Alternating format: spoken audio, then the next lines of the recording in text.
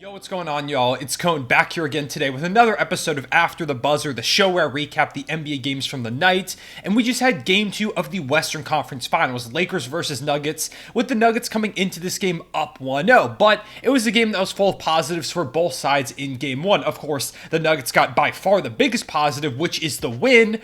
But the Lakers did show some things in that game that seemed like, hey, maybe they can build off these things going forward. But of course, you know, the Nuggets have a really solid head coach over there in Michael Malone. They've got great personnel over there on that squad too, so you knew they were going to make some adjustments of their own. And that's one of my favorite parts about playoff basketball, is that we see these high-level teams and these high-level coaches, high-level rosters have the opportunity to make so many adjustments as they play each other over and over and over again. And I love that chess match between the two coaches, between the two sides. It's one of my favorite parts about the playoffs, and we saw a lot of those adjustments in game 2, which again was a really fun matchup. Now, unlike game 1, which was a really high-scoring game, this one was a lot more low scoring. It felt more like a playoff game where shots aren't falling. Everything is incredibly difficult. By the end of this game, both of these teams looked completely exhausted. It was a really physical, grinded out type of game. I mean, the pace was still ridiculous, but even still, it felt like things just weren't going as easily. I don't know if it was the altitude, having to have played the last game, just the fact that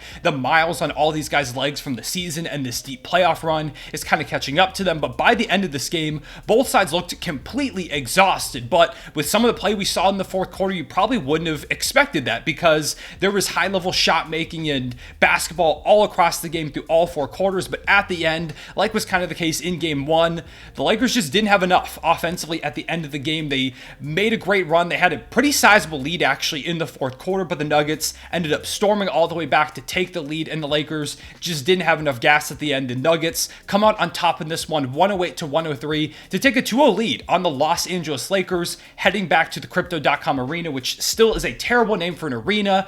But again, the Nuggets defend home court. They're still undefeated in Ball Arena, I believe it is, for the Nuggets so far in these playoffs, which is really, really impressive. Again, part of that probably is the Denver altitude, but this team in particular just thrives in their home environment. And again, like it was the case in game 1, Nikola Jokic was one of the biggest reasons why Denver won this game. He had 23 points, 17 boards, 12 dimes, and 3 steals.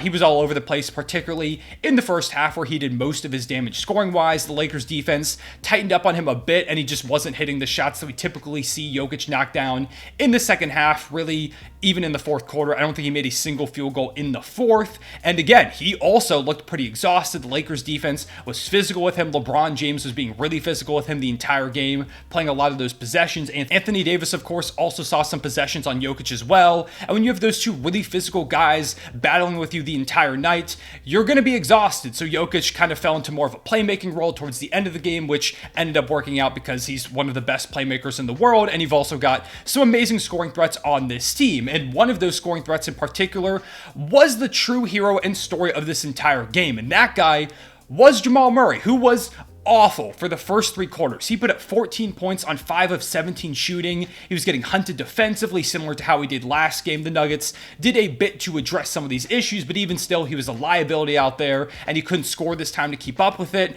He was a disaster for the first 3 quarters. Like, Michael Malone could have benched him in the fourth quarter, which, you know, still would have been wild, but even so, it would have been the craziest thing that I've ever seen. However, in that fourth quarter, they needed someone to step up. Like I said, the Lakers kind of got on a bit of a run. They needed some offense desperately. They needed somebody to answer the call, and it was Jamal Murray. Jamal Murray caught absolute fire. He knocked down incredibly contested shot after incredibly contested shot with ease, which we've seen him do in the playoffs many times before, but he did it to the tune of 23 fourth quarter points on 6 of 7 shooting, and he finished the night with 37 points, 10 boards, 5 assists, and 4 steals. He scored 23 of his 37 points in the fourth quarter alone.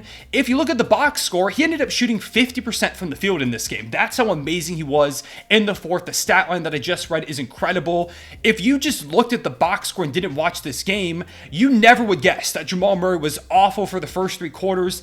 That's how good he was in the fourth. And Jamal Murray has always been a playoff riser. Whether it's in the bubble, whether it's here, where now they're just 2 wins away from the franchise's first NBA Finals appearance, Jamal Murray is a big piece of everything that they do. He's just a big-time player. And not only did he show up, Michael Porter Jr. had 2 incredibly big threes in the fourth as part of their run to take the lead and really just hold on on to it the rest of the game.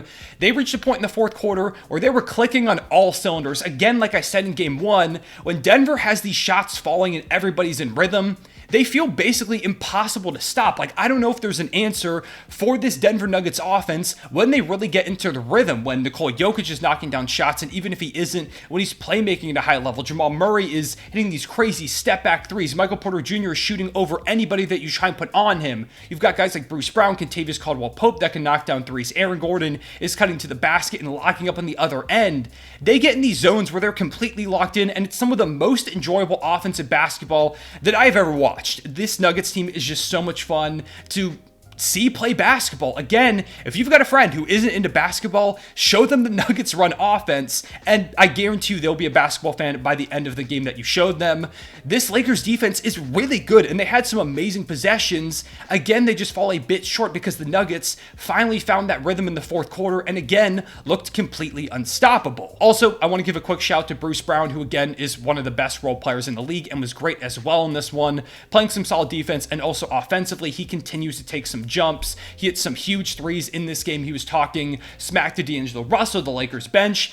It was really fun to watch. He and D'Lo were going at each other the entire night. D'Lo blocked him and kind of stared him down. Bruce Brown started laughing and clapping about it. They were going at each other, and he just impacts winning at a really high level. He talks smack, which is really fun to watch as well. Just one of my favorite role players in the league for a while now, and it's cool to see how important he is and how well he's utilized on this Nuggets roster, playing off of the other high-level talents that the Nuggets have. Now let's go ahead and talk about the Lakers, beginning with Anthony Davis and LeBron James, who of course are the best two players on this team. They're the guys that the Lakers really rely on to bring them to the finish line. They need them to step up in the big moments if the role players aren't hitting their shots. They can usually rely on Anthony Davis and LeBron James, but in this game, they both really struggled, particularly in the fourth quarter when they needed them really badly when the Nuggets got all the momentum.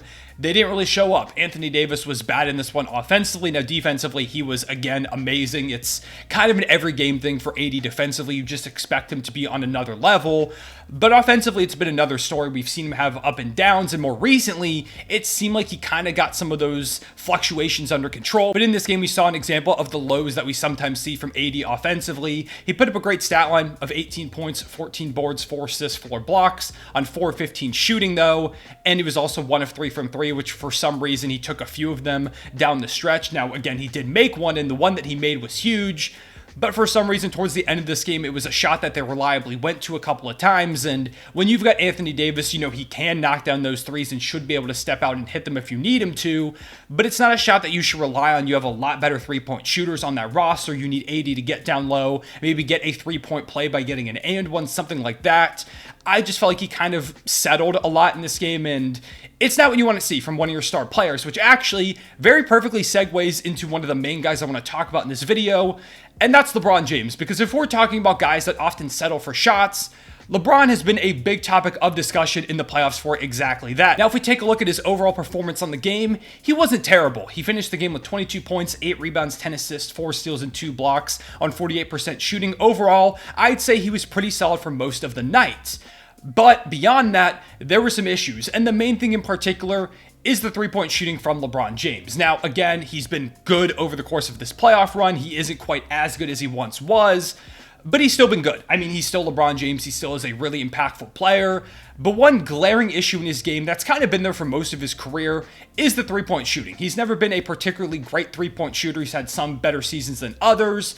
But really in this season and these playoffs as a whole, his three-point shot has completely disappeared. Last game, he shot 0-4 from 3, and tonight he went 0-6 from 3, meaning that so far through the first 2 games of the conference finals, LeBron James doesn't have a 3. He's 0-10. It's becoming a bad shot for the Lakers, and he's taking them at really bad times. Last game, we saw LeBron James attempt a 3 with, I believe it was about 48 seconds left, when he had been killing Jamal Murray on the defensive end the entire night. He got the switch on Jamal Murray. All he really had to do was attack, and he would probably get a bucket. He might get an and one. He might at least get fouled and go to the line with a couple of free throws if they collapse the defense to prevent him from getting the bucket on Jamal Murray, who also had 5 fouls at that point, so he probably would have just let LeBron go by. Then he could have kicked it out to someone because he's an amazing playmaker, and the Lakers were shooting the lights out of the ball. There were so many better options. than a LeBron James 3, but he still took that shot. And again, like I said in that video, I understand some of the reasoning behind it, but I still don't like that look. And again tonight, when the Lakers don't really need threes from him, he took a few. He took 3 threes in the span of 2.5 minutes in the fourth quarter. When the Nuggets really started to build momentum, they started knocking down some shots, and the Lakers lead was quickly dwindling. It felt like, okay, the Lakers need a bucket to stabilize this thing, to prevent any momentum from continuing to go the Nuggets' way. But instead of going to their usual offense, attacking downhill, which was really successful most of this game, LeBron James settled for 3 threes in the span of 2.5 minutes, and it killed all their momentum. They just completely looked out of sync from that point on. They had a really long stretch of not being able to score, and part of that was his three-point shooting. Again, he's never been a great shooter. He's been a fine shooter at times, but right now it's just a bad shot. When he looks aggressive, he's attacking downhill, he still looks unstoppable at points. Now, there were some times in this game where he did get downhill and he just wasn't finishing at the level that we've typically become accustomed to seeing from LeBron James. And I do think part of that is his age. I mean, LeBron isn't looking like the player we used to see him as, but that still is the best form of attack for LeBron James. When he's settling for threes, the Nuggets win every single time. And again, I know some of the reasons why he's taking these threes. Obviously, he's getting older. He doesn't want to put as much strain on his body. He's dealing with that ankle injury as well, which he also tweaked a little bit towards the end of this game, stepping on Aaron Gordon's foot. He said he's okay to go for the next game, and ultimately, he did look pretty good after that ankle step on, so hopefully he is good going forward, and it didn't seem to affect him too much, but again, it is a concern with that lingering foot injury. There's also the altitude in Denver, which seemed to have not just him, but every player in the game exhausted. He was also guarding Nikola Jokic a lot of the game, which physically wore him out. I understand there are a lot of factors that go into LeBron James settling for threes, but you've got to be a bit smarter than that. You know that you are one of the best downhill attackers ever, and you still are one of the best downhill attackers in the game. It's a Nuggets defense that doesn't have a lot of great point of attack defenders for you. They don't have a high level rim protector, and you're one of the best playmakers in the league too, still to this day. If they collapse on you, you can just kick out to someone else, and I know the shooting wasn't great, but there are better options than a LeBron James three-point shot. It really just is not a good look. He continues to take them, and it's detrimental to the team's offense. And as a whole, it feels like another part of LeBron James continuing to actually, for once, show some signs of regression. It felt like for a while we were never going to see LeBron James regress in any significant way, that he was going to play till he was 100 years old and still be the best player in the world, or at least top 3.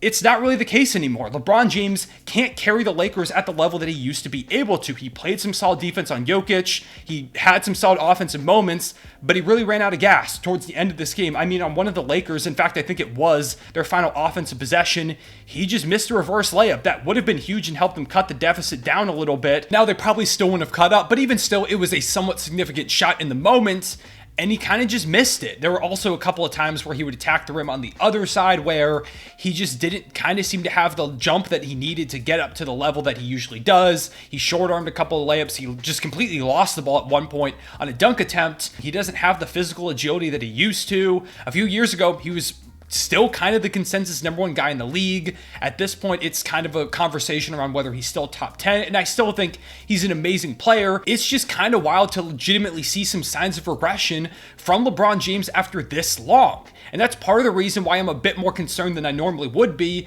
about the fact that the Lakers are down 2-0. They're in a really tough spot. They're in a must-win Game 3, and they are going back home where they've been really successful so far these playoffs. They have not lost a home game so far, so I do expect them ultimately to win at least one of these games.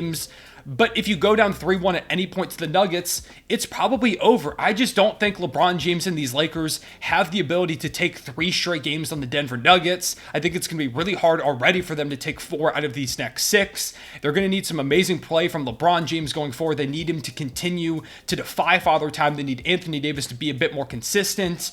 It's not great being down 2-0. It's not a death sentence. The Lakers still have a shot in this, but it is really concerning, and part of that is the fact that I don't know if LeBron James can carry them the way that he used to. To wrap things up, I have a couple quick notes on some other Lakers. Rui Hachimura was amazing in this game. He was the leading scorer at halftime, and he shot perfect from the field in that half. He finished tonight 8 of 10 shooting, 21 points. He was amazing, probably the Lakers' most consistent guy offensively the entire night, so shout out to him. He's really earned himself a bag with his next contract using his play in these playoffs. They need more out of this from him. Austin Reeves has been great these entire playoffs. Speaking of guys that are earning bags for themselves, especially when it comes to hitting some really timely threes. It feels like Austin Reeves is always the guy to do so. He shot 5 of 9 from deep in this game en route to 22 points.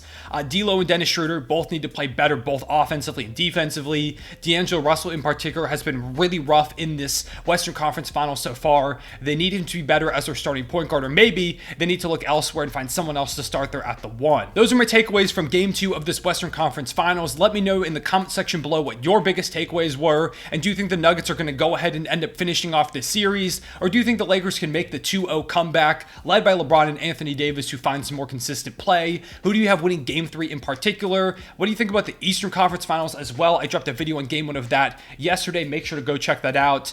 There probably won't be a video about Game 2. I'm celebrating a friend's birthday tonight as I'm uploading this video, so I'm not sure if I'll be able to see enough of the game, at least not as in depth as I typically like to, before making these videos. Maybe I will end up making something, but just as a heads up, if you don't see a video on, I think that'll be Saturday. That's what's happening there. I'll be back again with that series for Game 3, even if I miss Saturday, just to kind of keep you in the loop in case you're wondering, what's happening there. With all that being said, I appreciate you all watching. Please leave a like and subscribe if you enjoyed, and hit that notification bell so you don't miss out on any of these videos. All of that helps me out a ton. I appreciate y'all watching. I'll see y'all later. Real one, say it back.